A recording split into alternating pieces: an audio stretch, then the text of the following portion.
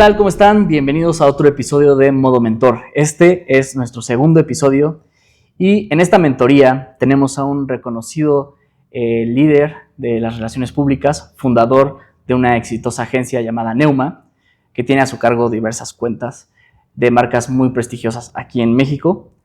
Es Víctor Paredes. Bienvenido. Muchas gracias, Vic. Gracias, Fer. Gracias por la invitación. Vic, en esta mentoría me gustaría abordar el emprendedurismo, pero también todo lo que tienes que recorrer para llegar a tener éxito. Creo que en esta etapa se romantiza mucho la vida de un emprendedor sin considerar todos los sacrificios que se deben de hacer. Pero antes de llegar ahí, me gustaría conocer tus inicios. Hubo una decisión, conversando contigo, que cambió tu vida y fue cambiarte de ingeniería a comunicación. ¿Cómo fue esa decisión y cómo se dio?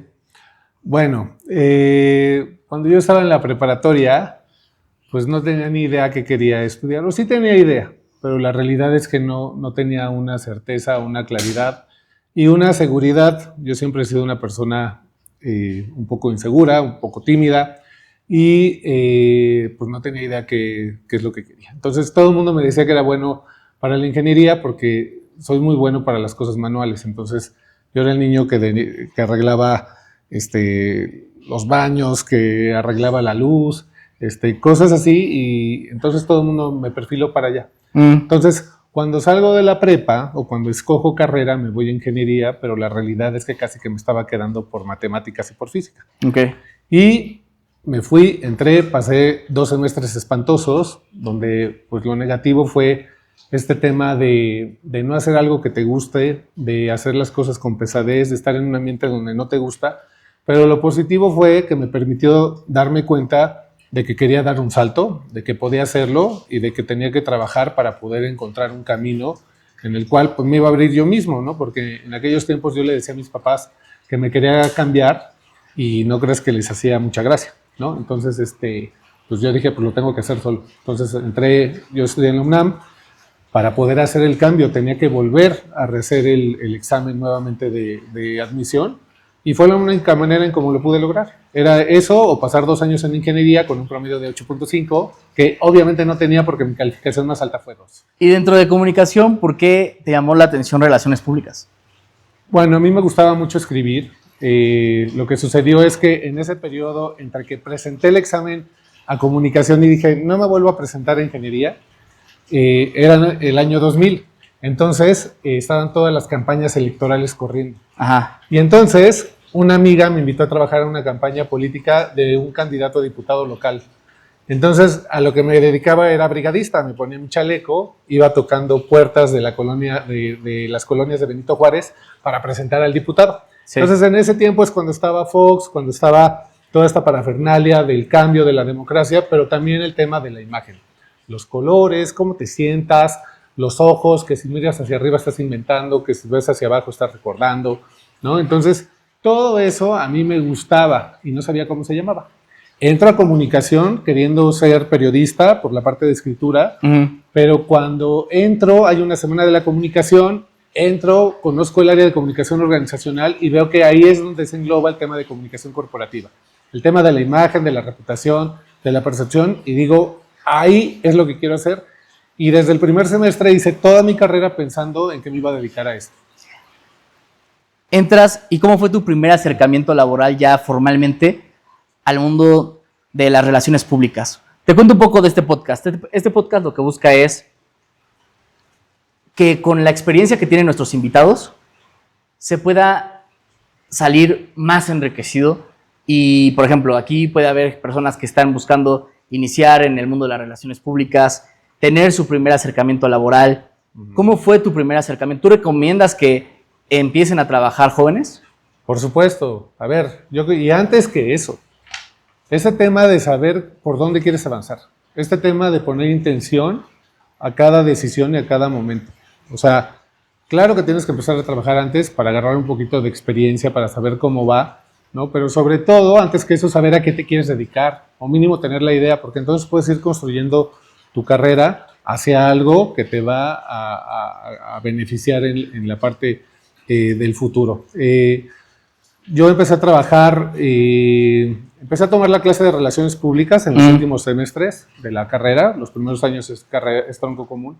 Y entonces, ahí fue cuando empecé a ver de qué se trataba más a detalle, ¿no? El maestro con el que tomé la clase nos ponía retos que era, tienes que generar 5 notas de prensa. A mí me tocó un grupo de música regional mexicana que se llamaba Mexicanísimo, y es sácalas o repruebas. La calificación, sí. Esos puntos valían el 60% de la calificación. Entonces, me empezó a gustar, entendí de qué se trataba, y pues obviamente uno tiene que caminar y que buscar y abrirse las oportunidades. En el siguiente semestre había un compañero que ya estaba trabajando en una agencia de relaciones públicas. Okay. Y entonces una vez me invitó a una rueda de prensa. Oye, Vic, vamos a tener una rueda de prensa en la mansión en Palmas. Yo vivía lejísimos, no sabía ni siquiera dónde estaba eso. No quiere decir como periodista, digo, esto no debería de estarlo contando, pero digamos que son algunas de las prácticas que a veces se utilizan, ¿no? Entonces, fui, nunca con mis clientes, ¿ok? Ajá, entonces, sí. Fui a atender esa entrevista, o sea, fue a la rueda de prensa como periodista, y estando ahí me presentó a su jefa. Okay. Oye, mira, te presento al periodista, ¿no? Y al día siguiente me dijo, oye, le caíste muy bien a mi jefa, me dijo que si no quieres incorporarte como becario. Y es así como tuve mi primera oportunidad para entrar al mundo de las relaciones públicas, una agencia muy chiquita, que se llama Círculo y Medio, pero con una gran profesional como es Carolina Eslava.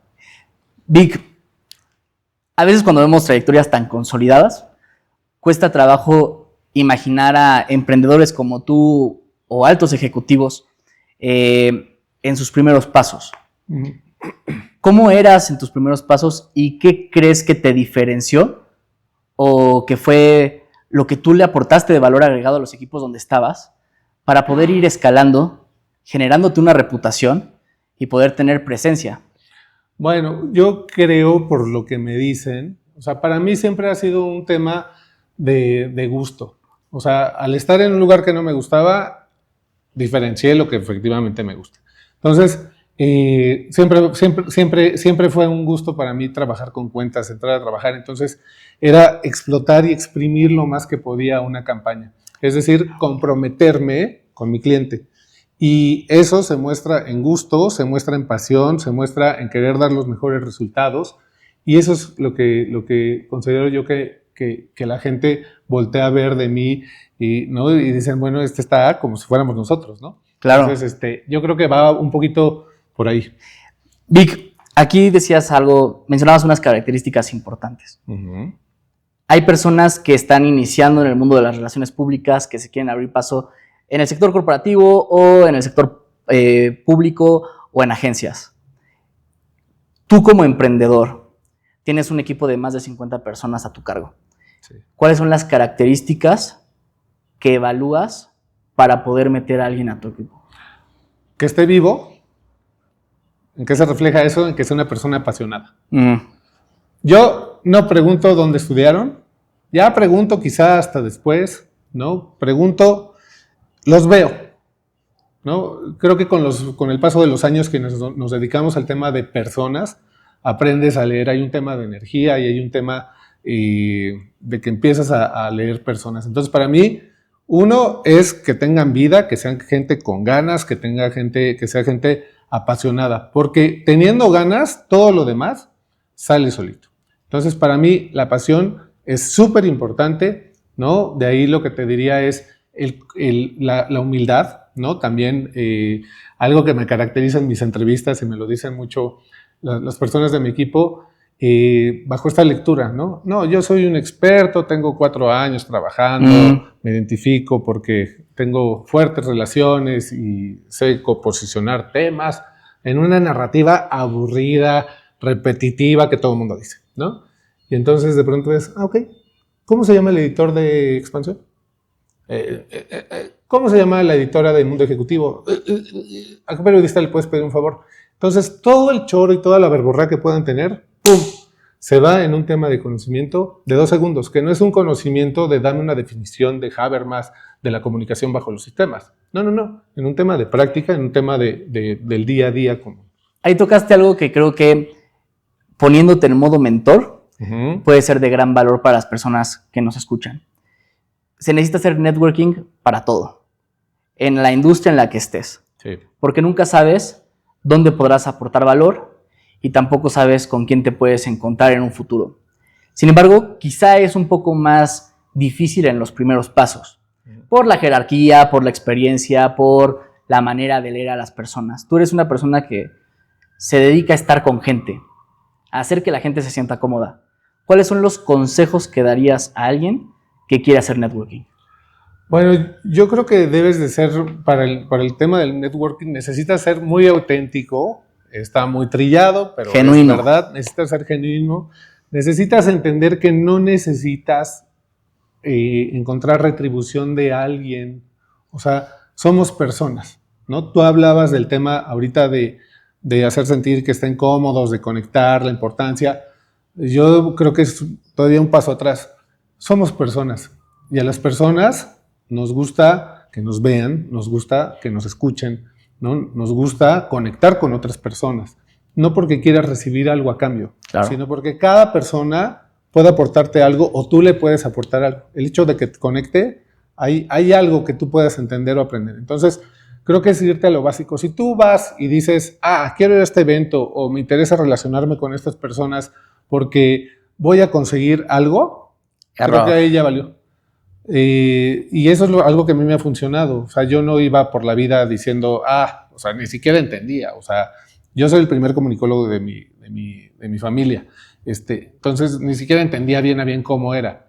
Pero sabía que tenía que estar ahí, sabía que tenía que escuchar, sabía que tenía que estar con los ojos bien abiertos y la fórmula no falla. O sea, hoy día me encuentro personas que conocí hace 15 años y que tienen un buen recuerdo tuyo, al menos en el sentido de que estabas atento, Claro. ¿no? Y me dicen, oye, ¿te sigues dedicando a lo mismo? Y yo, claro, personas que te encuentras en el lugar más random y que hoy son mis clientes. Tú hablabas de algo, la importancia de mantener una reputación que perdure en el tiempo. Pero para eso deben de cimentarse ciertas cosas y actuar con congruencia. Antes de que tuvieras todo este éxito, o sea, tú como compañero en el campo de batalla, ¿cómo eras? Pues yo era muy apasionado. O sea, para mí primero estaba el trabajo. O sea, no quiero decir que sea odioso o que no me importaran las personas con las que estaba. No, siempre trabajé en muy buenos ambientes de trabajo. Sigo manteniendo relación con varias de las personas que conocí en aquella época y algunos de ellos son amigos muy, muy cercanos. Pero para mí era el tema del trabajo, lo primero, el tema del resultado, el tema de estar ahí, y si eso implicaba hacer trabajo solo hasta las 12 de la noche, 2 de la mañana haciendo llamadas o comunicados, lo hacía. Si implicaba el tema de estar trabajando haciendo equipo para hacer una propuesta, lo hacía. Si implicaba haciendo equipo, jalando sillas, cargando cajas, lo hacía. O sea, entonces creo que este tema, cuando tú entras a un equipo hay un punto en común, ¿no? Que es un objetivo, un propósito que tiene una empresa. Claro. ¿No? El propósito que tiene tu cuenta. Entonces, creo que eso es el punto que a mí me hacía combinar con quien sea y el poder aportar y el poder contribuir. Y creo que eso es algo que todos no debemos de perder de vista. De pronto las personas dicen, no, yo estoy aquí para desarrollarme, yo estoy aquí por... Claro que estás para ello, pero primero estás por un objetivo de la empresa, estás por un objetivo de tu cliente, de tu equipo, y después también por un objetivo personal, por supuesto, ¿no? Cuando tú te pones arriba del equipo, pues entonces no jala. Y entonces Claro. ahí es cuando empiezan los egos. Es que yo ya me voy, es que esto te toca a ti, qué sé yo, ¿no? Entonces ver que hay un propósito general de la empresa que tienes que cumplir es algo que a mí siempre me funcionó. En nuestro episodio pasado, uno de los mentores, Armando, comentaba que siempre tenías que alinear la visión con las personas para que hubiera una correcta ejecución. Pero también hay un factor en los equipos que son el manejo de gente. ¿En qué momento dejas de ser un líder informal y te conviertes en un líder formal, ¿no? O sea, con un cargo que de él dependen las personas y el planteamiento de una visión y el rumbo que debe de tomar un equipo y cómo fue esa experiencia. Ponte en modo mentor y piensa en ese Víctor. Bueno, ese Víctor que le hubiera gustado que le dijeran un consejo para esa etapa que está a punto de emprender. Te cuento la historia y luego te cuento lo segundo. Wow. La historia fue que yo trabajaba en una oficina, como se trabaja en las agencias de relaciones públicas, donde los ejecutivos están atendiendo su cuenta, buscando entrevistas, posicionando clientes, medios, etc. Sí. ¿Qué es lo que sucedió? que una vez nos encargaron un diagnóstico para una constructora. Y entonces mi jefa me lo encargó a mí, ¿no? Comprometido, ¿no? Yo cumplo, yo resuelvo. Sí. Y me lo encargó. Entonces, para empezar, pues fue como recordar cómo se hace un diagnóstico, porque luego te vas a la práctica, te vas al tema del día a día, ¿sabes? Pero regresar a hacer el diagnóstico con metodología y todo, pues luego no lo haces, ¿ok? Entonces fue regresar a los libros y a la escuela en el sentido de decir, la clase sí me sirvió, ¿ok? Entonces fue eso, armar, hacer un diagnóstico que me llevó muchas noches, que me dejó que salía 10, 11 de la noche de la oficina, no me importaba, era mi primer diagnóstico fuerte de una constructora ICA, ¿no? Con cinco divisiones. Cuando presento el diagnóstico, no solo a mi jefa, sino al socio de la empresa, eso fue lo que a mí me hizo que me pusieran en otro contexto, en su cabeza, ¿ok? Entonces, ¿por qué? Porque meses después es cuando a mí me ascienden y entre los 10, 12, 15 personas que estábamos al mismo nivel en la oficina, a mí me hacen subdirector. Wow. Pero fue gracias a eso, a ese trabajo, ¿no? Y yo no lo hice pensando que me iban a hacer subdirector y posteriormente director. Lo hice porque era mi trabajo. Entonces, porque tenía que hacerlo bien. Entonces, una vez que entré, ¿no? Y una vez que presenté, pues fue, vamos a presentar esto, el otro, padrísimo, que no sé qué. Entonces, hay que hacer todos así, bla, bla, bla. Cuando me ascienden, pues llegó un momento difícil, pero no difícil por el trabajo, porque mucho de lo que yo hacía en el trabajo ya lo hacía, ¿sabes? Organicémonos esto, el otro, sino por el tema de que tus colegas, pues ya te empiezan a ver como diferente, ¿no? Te empiezan a ver, ¿por qué él y no yo? ¿No? Yo me lo merecía más. Y eso lo que hace es que te vas quedando, te van apartando, ¿no? Te vas apartando, o sea, te van apartando y te vas apartando. Entonces ya no eran las comidas de siempre que salíamos, todo, pues porque yo ya era el jefe y ellos me reportaban a mí, ¿no? Y claro, que no llegué yo a decir, a ver, mortales, vengan a reportarme, ¿no? Pero simplemente el hecho de tener un cargo, una estructura, de rendir cuentas, de presentarte y que tu tarjeta tenga otro cargo, porque para los equipos con los que vas creciendo, y pues hay inconformidad. Es muy diferente ahora, porque desde entrada te ubican como el jefe. Pero ¿y cómo lidiaste con eso? En aquellos tiempos era, pues todos somos iguales y está bien menso, ¿no? Ni siquiera sabe hacer esto que yo sé, ¿no? ¿Cómo lidié con eso? Pues nada, aguantas vara. O sea, aguantas vara y entiendes que tu objetivo, tus funciones cambiaron dentro de la empresa y pues también el sueldo que yo recibía pues era mayor, entonces eso me motivaba el 15 y el 30, ¿no?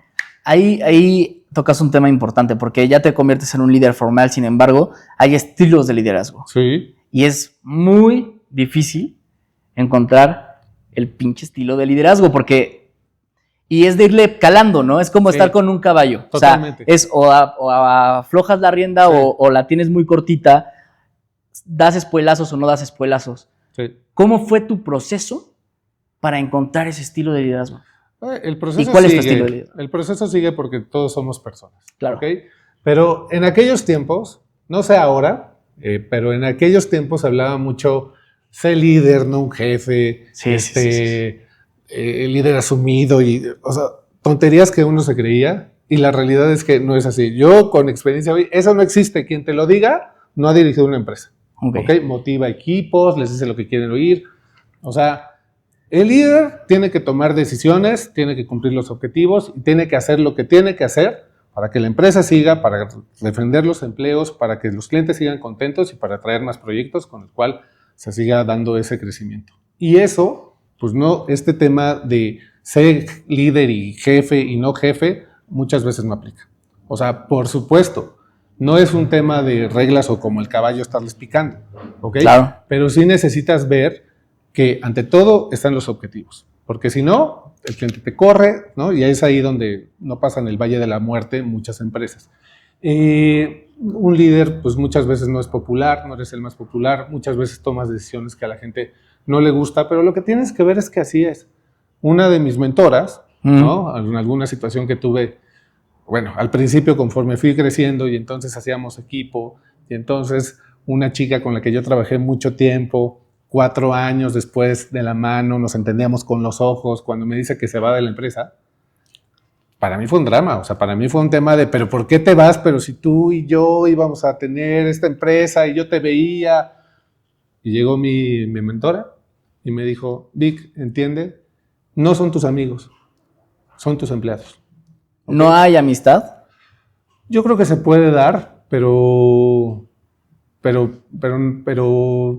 no es amistad a corto plazo. O sea, no en un momento a otro. O sea, se va dando, se va construyendo.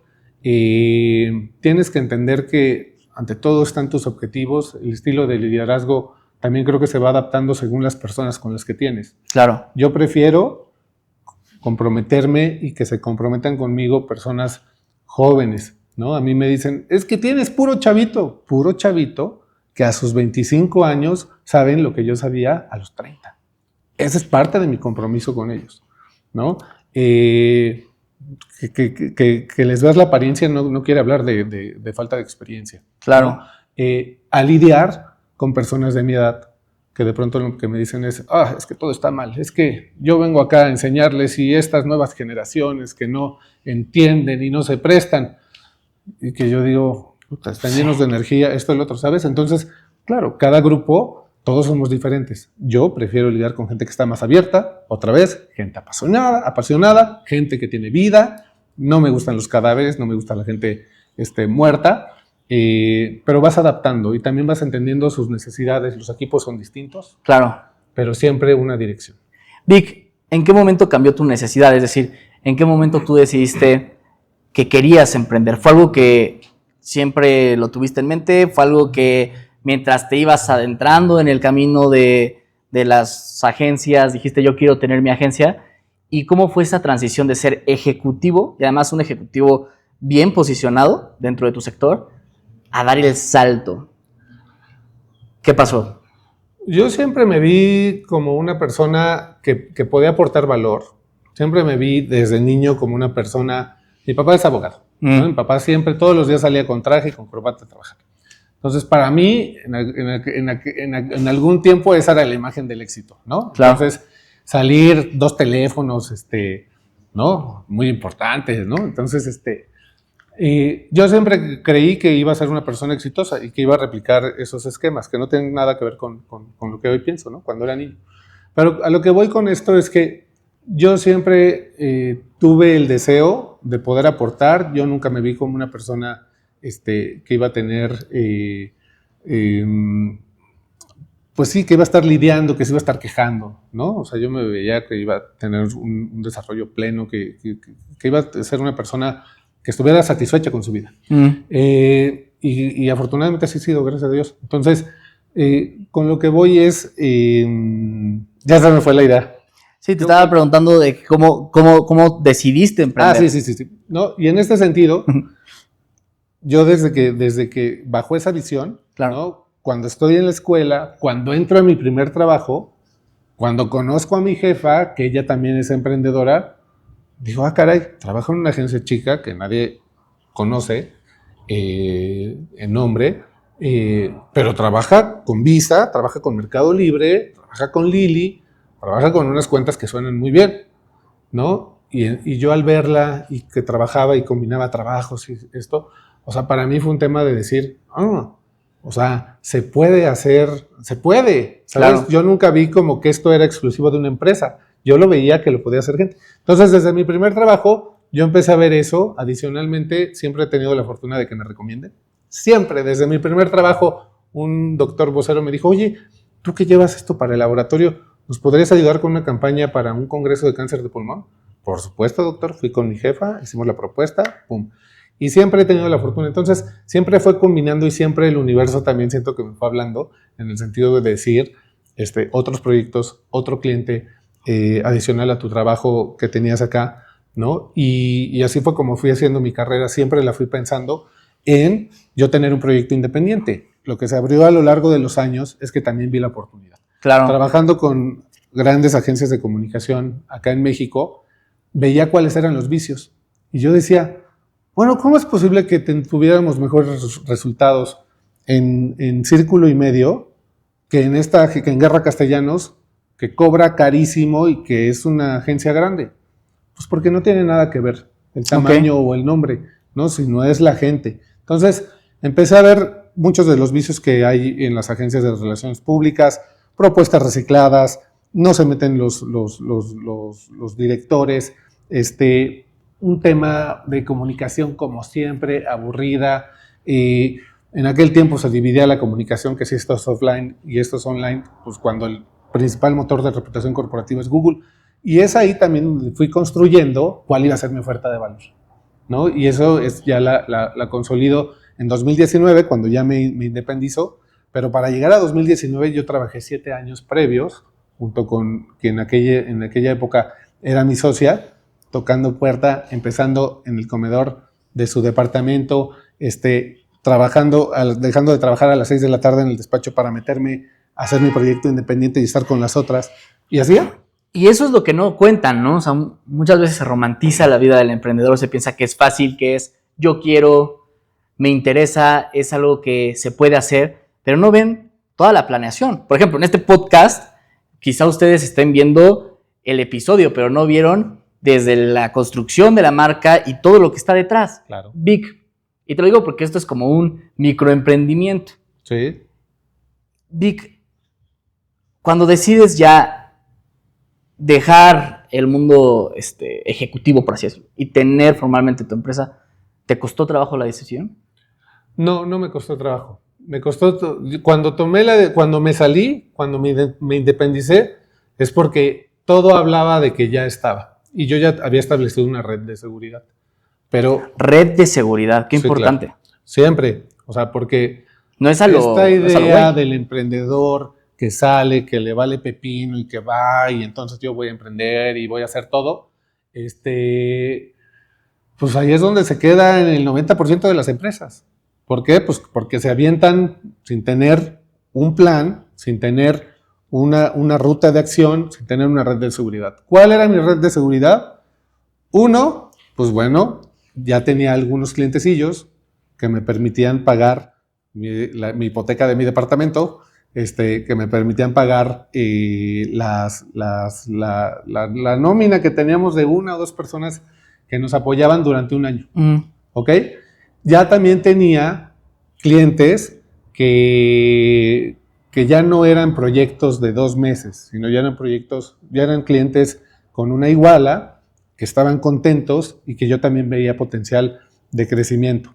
Ya tenía una oferta de valor en la cual yo ya me estaba colocando con mi narrativa. A ver, no tenía nada, o sea, hoy te lo puedo decir, pues en realidad no es que tuviera algo, o sea, pero ya lo veía, o sea, las cosas nacen de una idea, las cosas nacen de una visión y esa ya se estaba generando y se estaba trabajando. Entonces, antes de que yo me independizara, 5, 6, 7 años antes, otro de mis grandes mentores me insistía que yo tenía que independizarme, que tenía que salirme, que ya era tiempo, que cómo le estaba regalando mi tiempo a mi jefe anterior. Y yo le decía, no, yo no me voy a salir así, no me voy a salir con mi hipoteca y a ver qué. O sea, yo no trabajo así, habrá gente que lo haga, yo no. Entonces, establecí las bases para que entonces ahora sí me sintiera cómodo, con la fuerza, para entonces yo decir, venga lo que venga, y la valentía para afrontar cómo se dan las cosas. Y es aprender a saber cuándo es el tiempo, es saber medir la marea. Saber seguir tu intuición, ¿no? También es un tema de intuición. Nuestro tema es ese, con las personas, con nuestra propia vida, ¿cómo te late? Comentaste algo importante, el tema de la nómina. Uh-huh. Debe de ser un peso dejar de ser un director de agencia para ser una persona que sabe de que de su agencia depende el sustento de familias. Uh-huh. ¿Cómo afrontas ese peso? Con administración. O sea, a ver, yo tenía clientes que me decían, pero ¿por qué te independizas? Ganas muy bien. Y yo, pues porque no es esto, no es mi propósito, no es lo que me llena mi trabajo, pero puedo hacer más. O sea, yo no quiero morirme pensando que pude haber hecho muchas cosas más. Y por el otro lado, es organización. Otro consejo que tengo de un cliente fue, a ver, Vic, aquí hay de dos. En esta vida o te organizas o te organizan. O te administras o te administran. ¿De qué lado quieres estar? Yo quiero estar del lado donde me administro y donde me organizo para organizar y administrar a otros. Entonces, mucho del tema es ese. Sí, ¿no? Es una nómina, bueno, esos 50 personas, lo que sea, hemos ido avanzando. También nunca, las condiciones en mi empresa, pues nunca, no son las mismas hoy que como empecé. Uno empieza como puede, ¿sabes? Pero es administrarte. Vic, hablabas de la visión. ¿Cómo sientes que has logrado mantener la visión inicial de Neuma a hoy en día? ¿Cómo se ha logrado? Si es que ha pasado, ¿y qué retos has enfrentado para que tu visión como emprendedor, como fundador, prevalezca en la operación diaria de tu organización? Sí, por supuesto que hemos aportado, pero por supuesto que todavía no logramos nuestro objetivo general. Mi visión dentro de Neuma en 2019, cuando nacemos, es elevar el nivel de la comunicación que se hace en México. El tema es lo que yo veo con los colegas, con la prensa, con influencers. O sea, te hablo del ecosistema de comunicación. Es muy bajo. Hay muchas cosas por hacer. Entonces, yo lo que veía es, presento una campaña en la cual estoy metiendo 3 componentes de innovación, tantito, o sea, tampoco te estoy hablando de que estoy presentando, y el cliente, wow, es que sí, con ellos quiero trabajar, ¿no? Pero pues es que, ¿quiénes son? No, ellos porque me presentaron las mejores ideas. Y yo decía, bueno, pues, o sea, sí te presenté, pero en esta no me la rifé como me he rifado en estas otras. Claro. Entonces, eso te habla de cómo está el nivel de la comunicación. Ese es mi propósito. Hemos ido avanzando. ¿Cómo lo veo? En clientes satisfechos, en campañas que contribuyen al negocio, no que contribuyan a ganar premios, ¿no? Que contribuyan al negocio. Adicionalmente, también reconocimientos. Pero veo un equipo, como te comentaba hace rato, que está encajado en esta visión, los cuales están comprometidos, apasionados, haciendo cosas diferentes, pensando de 2 maneras, no solo en la parte tradicional, sino en la parte digital, en la parte de producción, cómo le metemos creatividad, esto cómo va en la parte de diseño. Un equipo joven, como te decía, que lo que yo aprendí a los 25, a los 30, ellos ya lo traen a los 25 años, ¿sabes? Entonces, claro, lo que se está haciendo es un ecosistema en el cual se va mejorando y se va elevando la vara. A mí me da mucho gusto, así como te conté, que la primera vez que se fue Yari fue todo un drama, ¿no? También ahora me da mucho gusto cuando salen, porque digo, aquí se va dando el semillero, y yo lo que estoy seguro, y ya empieza a pasar, es que vamos a volver a trabajar juntos. El tema de trabajar con gente joven es que tienen que conocer otras cosas, tienen que moverse. Es natural que posiblemente van a dejar de trabajar un tiempo acá, pero yo estoy seguro que nos vamos a volver a encontrar, porque lo que estamos haciendo es muy fuerte, y tengo agencias que insisten en piratearse gente, universidades, ¿me explico? Pero es un propósito de elevar el nivel de la comunicación, y hay que verlo así. Vic, posiblemente aquí está una persona que tiene una idea clara de el emprendimiento que quiere hacer, o posiblemente ya esté ejecutándose o quiere aventarse, pero justo como dices, no está esperando el tiempo. Alguna vez platicando contigo me dijiste que para ser emprendedor tienes que creer en lo que a veces no ves. Si tú pudieras tener un embudo con ingredientes de lo que se debe hacer un emprendedor, de lo que se debe de estar hecho, ¿qué características rescatas? Pues la principal es tener un sueño, o sea, ser arriesgado, o sea, tener un anhelo, ¿no? O sea, tener algo, porque es la fuerza que te va a motivar para que se genere todo lo demás. ¿Qué necesitas? Necesitas pasión, necesitas trabajar mucho, ¿no? En el sentido, no es hacer trabajo menso, o sea, enfocarte, o sea, cosas que verdaderamente valgan la pena. Necesitas estar listo para aguantar críticas, ¿no? Eso siempre se va a dar, siempre, y necesitas tener mucha piel de elefante. Necesitas tener también, esto, ¿cómo le llaman? No frustrarte, ¿no? O sea, resistencia a la frustración. ¿Por qué? Porque una cosa es cuando te van a criticar y otra cosa es cuando verdaderamente la vas a regar, ¿no? Y si de pronto es como, ay, es que no me salió, es que no, yo creo que me dedico a otra cosa, pues en 2 minutos vas a querer desistir, ¿no? Eso lo tienes que ver a largo plazo. Entonces, visión a largo plazo, mucha pasión, sueños altos, muchísimo trabajo. La parte del relacionamiento, de la vinculación, me parece que también es muy importante, ¿no? Y plantarte, o sea, entender que ya lo tienes, o sea, plantarte como si ya estuvieras viviéndolo. O sea, hay una frase que dice que hay que ser para parecer, ¿no? ¿Cómo? Sí, hay que ser para ser. ¿Ok? Entonces, plántate, reacciona, preséntate como la persona que quieres ser, ¿no? Si quieres ser el mejor ejecutivo, compórtate como tal. Es decir, las cosas primero debemos de pagar el precio. Es decir, para la escuela, primero uno estudia y luego te ponen el 10. Claro. Lo que no se vale es querer tener el 10 y luego estudiar, ¿no? Entonces, ese camino para tener el 1, el 2, el 3, el 4, el 5, el 6, el 7, el 8, el 9, el 10, pagar ese precio y ya de lo demás pues va saliendo. Vic, y lo digo en serio, a mí una de las cosas que más me ha sorprendido de ti es que a pesar del éxito que tienes y del prestigio que has logrado en tu carrera, siempre te he visto como un tipo bastante aterrizado.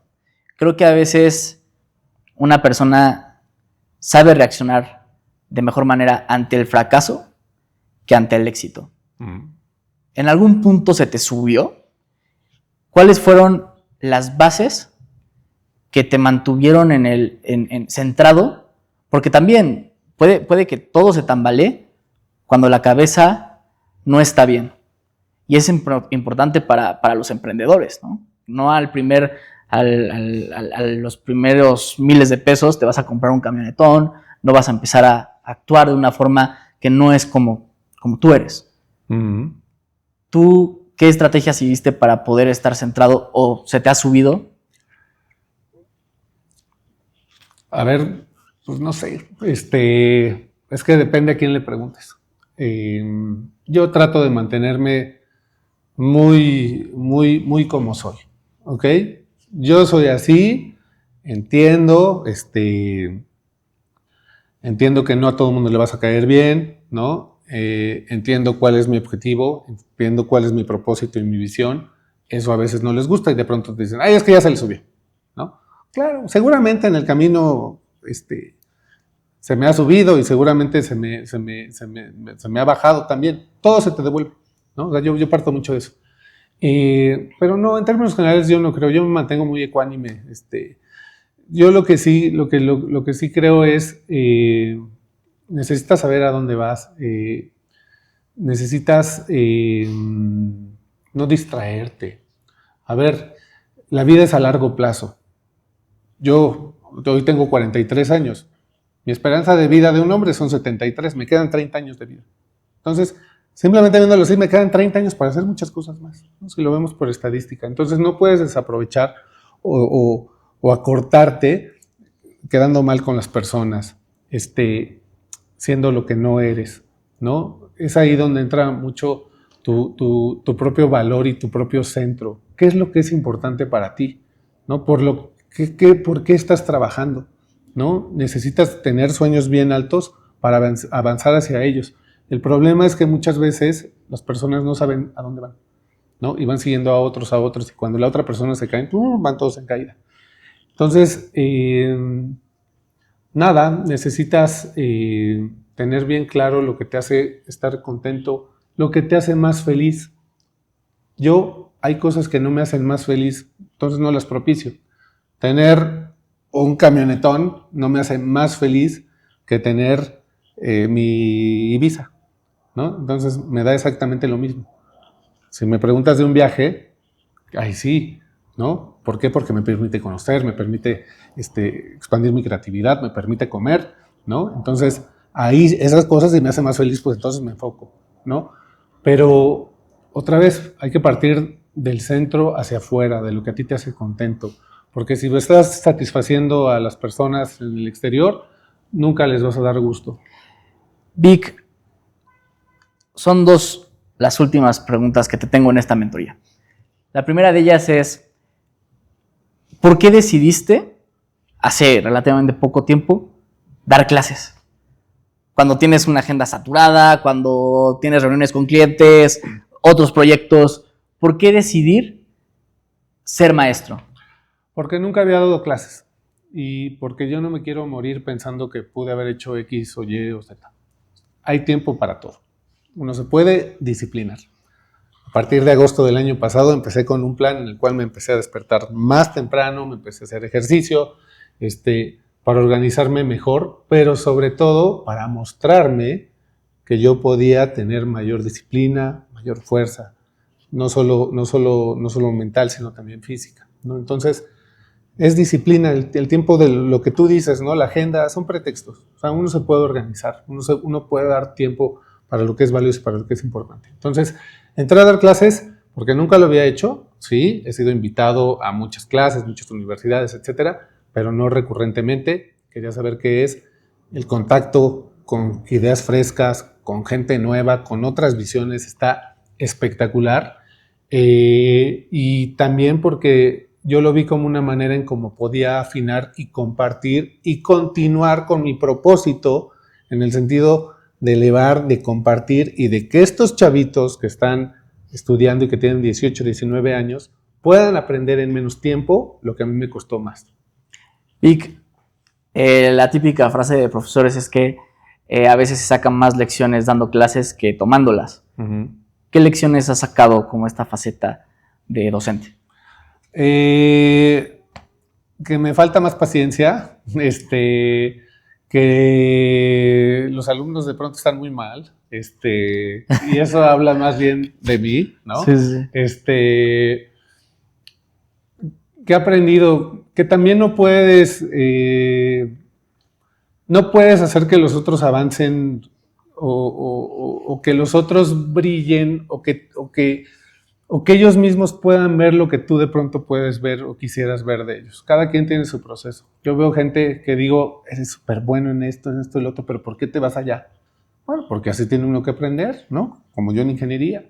Es que eres buenísima haciendo esto, ¿no? Tienes este perfil que seguramente puedes, pero si no se lo creen, no, yo mejor no, ¿sabes? Entonces, si no están dispuestos a pagar el precio de soñar alto, pues tú no se los puedes contagiar, ¿no? Y hay cosas que no te da la escuela, es un tema de carácter, de sentido. Por eso las personas apasionadas, otra vez, a mí me gustan, personas que les guste hacer algo, que tengan alguna habilidad, que estén dispuestas a llevar esas habilidades a un talento, ¿no? Esa transformación. Por último, hiciste un ejercicio muy fuerte con tus alumnos. En una clase les preguntaste qué les gustaría que dijera su epitafio. ¿A ti qué te gustaría que dijera tu epitafio? Bueno, es una persona que compartió talento, ¿no? Desarrolló personas y elevó el nivel de la comunicación en México. Vic, muchísimas gracias por esta entrevista. Gracias, Fer. Gracias. Pues nos vemos en la siguiente mentoría. Hasta pronto.